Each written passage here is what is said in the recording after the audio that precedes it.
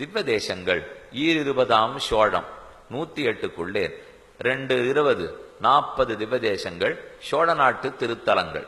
அதுல இப்ப முதல் திவ்ய தேசத்தை பார்க்க போகிறோம். முதல் திவ்ய தேசம் சோழ நாட்டுக்கு மட்டுமில்லை, 108க்குமே பிரதானமான திவ்ய தேசம் திருவரங்கம் திருப்பதி. ஸ்ரீரங்கம் என்னும் பெரிய கோயில் என்னும் பூலோக வைகுண்டம் என்னும் உபய காவேரி மத்தியத்திலே பெருமான் எழுந்துருள் இருக்கிறார் ஸ்ரீரங்கம். ஆக 108 திவ்ய தேசங்களை ஸ்ரீரங்கத்திலேருந்து ஆரம்பிச்சு வைகுந்தத்துக்கு போகணுமா, வைகுந்தத்திலேருந்து ஆரம்பிச்சு ஸ்ரீரங்கத்துக்கு வரணுமான்னா முதல் திருப்பதி திவ்ய தேசம் ஸ்ரீரங்கம் தான். 10 ஆழ்வார்களாலே பாடப்பட்ட பெருமாள். வைகுந்தநாதன் கூட அப்புறம் 10 ஆழ்வார்களும் பாடின பெருமாள். கிழியே சொன்னேன், ஒரு ஆழ்வார் பாடியிருப்பார், 2 பேர் பாடியிருக்கலாம், 4 பேர் பாடியிருக்கலாம். ஆனா ஸ்ரீரங்கத்தை மட்டும் 11 பாடும் பெருமாள். அனைத்து ஆழ்வார்களும் விடாமல் பாடி உள்ளனர். இப்ப ஸ்ரீரங்க மகாத்மியம் என்னன்னு பார்ப்போம். நாம இப்ப மகாத்மியத்தை எல்லாம் அந்தந்த ஸ்தல புராணத்திலேருந்து விண்ணப்பிக்கிறேன். இப்ப தசாத்தியாயி, சதாத்தியாயி, அஷ்டாத்தியாயி, காவேரி துலா காவேரி மகாத்மியம் இதெல்லாத்தையும் பார்த்தா தான் ஸ்ரீரங்க மகாத்மியம் என்னன்னு தெரிஞ்சுக்கலாம். காவேரி விரஜாசேயம் வைகுண்டம் ரங்கமந்திரம் ச வாசுதேவோ ரங்கேஷா பிரத்யக்ஷம் பரமம் பதம். இதுதான் பூலோக வைகுண்டம், பிரத்யக்ஷமான பரமபதம். அது வைகுந்தம், இது ஸ்ரீரங்கம். அங்க விரஜ என்னும் நதி ஓடுகிறது, இங்கு காவிரி ஓடுகிறது. அங்கே பரவாசுதேவன் உள்ளார், இங்கும் வாசுதேவன் உள்ளார்.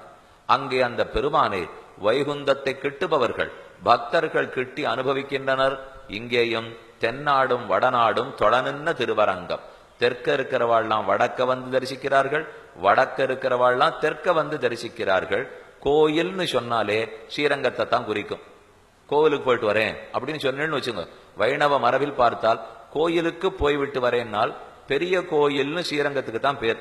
கோயில் பெரிய கோவில், பெருமாள் பெரிய பெருமாள்னு பேர், தாயாருக்கு பெரிய விராட்டியார்னு பேர், மண்டபம் பெரிய திருமண்டபம்னு பேர், திருநாள் அத்தியனோத்சவம் வைகுண்ட ஏகாதசி திருநாள் வருதே பெரிய திருநாள்னு பேர், அவருக்கு சமர்ப்பிக்கப்படும் பிரசாதம் பெரிய அவசரம்னு பேர். எல்லாமே பெரியது. கோவிலே ரொம்ப ஆச்சரியமான பெருத்த கோவில். இந்த கோவிலில் பெருமான் எப்படி வந்து குடிபுகுந்தார்? பெருமானுடைய திருநாமம் ரங்கநாதன், ரங்கராஜன் சொல்லலாம், ரங்கநாதன் சொல்லலாம். ஸ்ரீ ரங்கநாத பெருமாள். தாயார் ரங்கநாயகி தாயார். திருக்கோலம் சயன திருக்கோலம், ரொம்ப ஆச்சரியமான சயன திருக்கோலம்.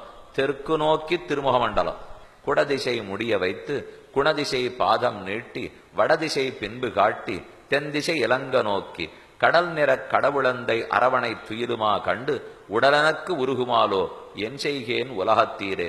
தெற்கு நோக்கி பார்த்தீர், கிழக்கே திருவடியை நீட்டினீர், மேற்கே திருமுடியை வைத்தீர், வடக்கே பின்புறத்தை காட்டினீர். இந்த கிடந்ததோர் அழக சேவித்து என் உள்ளம் உம்ம விட்டு நகர மறுக்கிறது என்று தொண்டரடிப்புடி ஆழ்வார் பாடியிருக்கார். இந்த பெருமாள் இங்க எப்படி வந்தார்ங்கிறது ரொம்ப சுவையான சரித்திரம். 2 காவிரி, ஒரு பக்கம் வடதிருக்காவேரி, ஒரு பக்கம் தென்திருக்காவேரி. வடதிருக்காவேரிக்கு தான் கொள்ளிடம்னு பேர். மேற்கேந்து காவிரி ஓடி வருகிறாள், பிரிகிறாள், ஸ்ரீரங்கத்தை சுத்தி மாலையாக ஓடுகிறாள், மறுபடியும் சேர்ந்து கிழக்கே போய் கடலோடே காவிரி பூம்பட்டணத்தில் கலக்கிறாள். இதுதான் காவேரிக்கு இருக்கிற மகாத்மியம். வடதிருக்காவேரி தென்திருக்காவேரிக்கு நடுவிலே ஸ்ரீரங்கநாதன் சயனிச்சிருக்கார். இன்னைக்கு என்ன சயனிச்சிருக்கார்? ராமாயண காலத்துலதான் இந்த பெருமாள் இங்க வந்தே சேர்ந்தார். பிரணவாகார விமானம்னு பேர். சந்திர புஷ்கரணி, புஷ்கரணி தீர்த்தம், நதி காவேரி நதி, விமானம் பிரணவாகாரம். ஓம்ங்கிற வடிவத்தில் இருக்கிற விமானத்தை தான் பிரணவாகார விமானம்ங்கிற. இந்த விமானத்தோடே இந்த பெருமான் இங்கு தோன்றியவரே அல்லர். இந்த பெருமாள் தோன்றினத்தை இன்னென்ன வகையா பிரிக்கலாம். ஸ்வயம் வியக்த கஷேத்திரம்னு சொல்லுவார்கள். அப்படின்னா தானே தோன்றிய பெருமான் ஸ்வயம் வியக்தம். தேவர்களால எழுந்துருள பண்ணப்பட்ட பெருமாள். தேவர்கள் ஸ்தாபிச்சிருப்பா, ரிஷிகள் ஸ்தாபிச்சிருப்பா, அவர்கள் பிரதிஷ்ட பண்ணிருப்பா, அதுக்கு ஆர்ஷம்னு பேர். ராஜாக்கள் பிரதிஷ்ட பண்ணிருப்பா, நம்மாட்டம் மனுஷர்கள் பிரதிஷ்ட பண்ணிருப்பா. இப்படி பல விதத்துல பெருமாள் இருக்கார். அதுல ஸ்வயம் வியக்த கஷேத்திரத்துக்கு தனி சிறப்பு. எது ஸ்வயம் வியக்தம் தெரியுமோ? தெற்கு கோடியில் இருக்கிற நாங்குநேரி, அதாவது வானமாமலை தெய்வநாயக பெருமாள். அடுத்தது ஸ்ரீரங்க கஷேத்திரம்.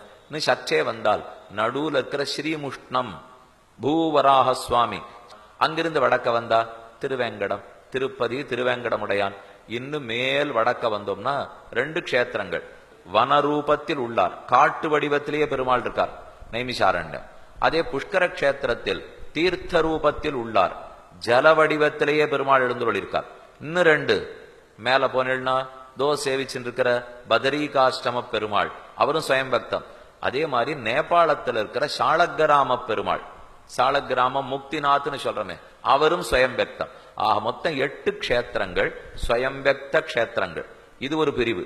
இன்னொரு பிரிவு இருக்கு, முக்தி தரும் க்ஷேத்திரங்கள் 7ன்னு சொல்றோம். அயோத்தியா, மதுரா, மாயா, காசி, காஞ்சி, அவந்திகா, துவாரிகா. இந்த 7 க்ஷேத்திரங்களும் முக்தி அளிக்கும் க்ஷேத்திரம்.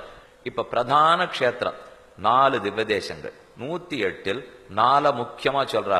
ஸ்ரீரங்க மங்களநிதிம் கருணாநிவாசம், ஸ்ரீ வெங்கடாத்ரி சிகராலய காளமேகம், ஸ்ரீ ஹஸ்திசைல சிகரோஜ்வல பாரிஜாத்தம், ஸ்ரீசன்னமாமி சரசா யதுசைல தீபம்.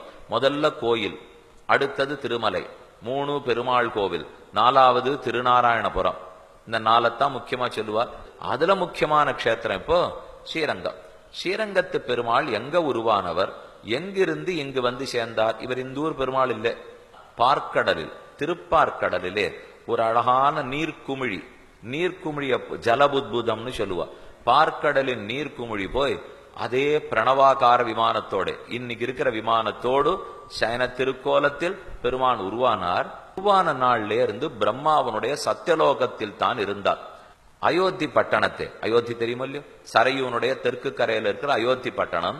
அங்க இக்ஷ்வாகுன்னு ஒரு மகாராஜா இருந்தான். அவன் சூரியனுடைய வம்சத்துல பிறந்தவன். சூரியன், அவன் பிள்ளை மனு, விவஸ்வான்னு சூரியனுக்கு பேர்.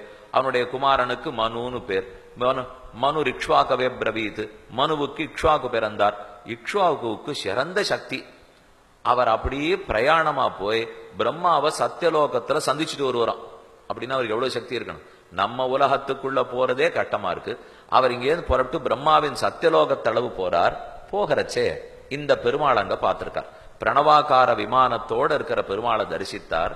அப்ப அவர் பிரம்மாவிடத்துல பிரார்த்திக்கிறார், இவர் இங்க ரொம்ப நாள் இருந்துட்டார், எங்க உலகத்துக்கு கொடுமே, நீர் வச்சுருக்கீரே, நம்ம லோகத்துக்குன்னா இன்னும் இவர் பயன்படுவார்.